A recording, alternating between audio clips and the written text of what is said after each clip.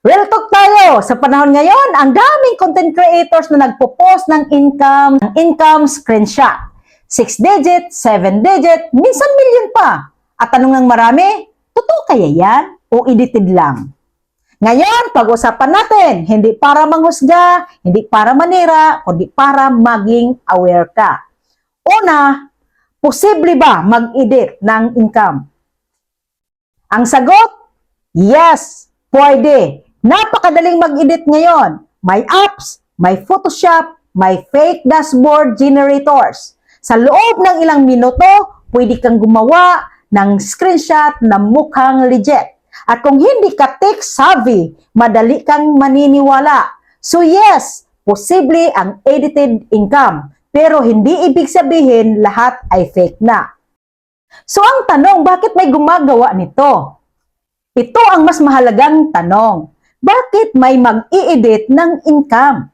Una, para magmukhang successful agad. Pangalawa, para mahikayat ng followers. Pangatlo, para makabuo ng social proof kahit wala pa. Sa marketing, may tinatawag na perception creates attraction. Kapag mukhang malaki ang kita mo, mas maraming gustong sumali o mag-follow sa'yo. Pero kung ang perception ay hindi totoo, delikado. So ito ang mga senyales na dapat mong bantayan.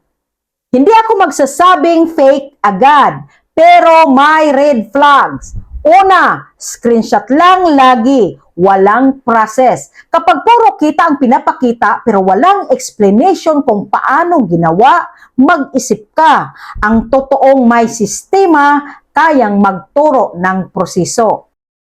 Pangalawa, iba-iba ang kwento. Ngayon, affiliate marketing, bukas crypto, sa susunod dropshipping. Pero lahat daw kumikita siya ng milyon.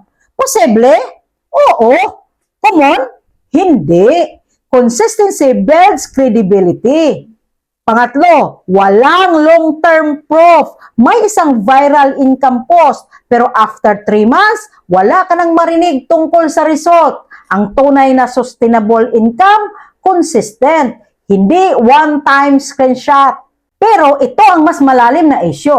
Kahit hindi edited, may ibang creators na hindi naman nagsisinungaling, pero hindi rin nila sinasabi ang buong kwento. Halimbawa, ipinapakita ang gross income, hindi sinasabi ang expenses. Ipinapakita ang sales, hindi sinasabi ang team effort. Ipinapakita ang result, hindi pinapakita ang 5 taon na struggle bago yun.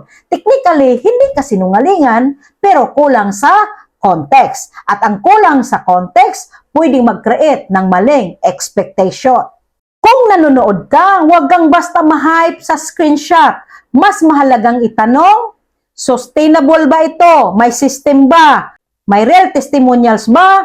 Transparent ba sa proseso? Ang totoong opportunity, hindi kailangang pilitin ka. Kung isa kang creator, tandaan mo ito. Pwede kang sumikat sa exaggeration, pero hindi ka tatagal sa kasinungalingan.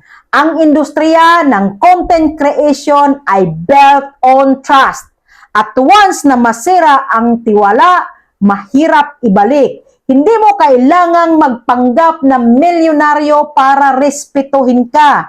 Mas powerful ang totoong journey, mas relatable ang totoong proseso. Dahil sa dulo ng lahat, hindi ang screenshot ang magpapayaman sa'yo, kundi ang skill mo, ang system mo, ang integridad mo. Kung edited man ang income ng iba, hindi mo kontrolado yon. At ang kontrolado mo, kung paano ka maglaro sa industriyang ito. Pipiliin mo ba ang shortcut o pipiliin mo ang solid na foundation? May edited income ba? Posible, oo. Lahat ba fake? Hindi. Pero ang pinakamahalagang tanong, ikaw ba kaya mong tumayo sa harap ng kamera nang walang tinatago? Dahil sa huli, hindi ang pinakamalaki ang panalo, kundi ang pinaka-totoo. At sa content creation, truth is the real currency. Ano sa palagay mo? Natulungan ba kita? Paki-like, follow, and share.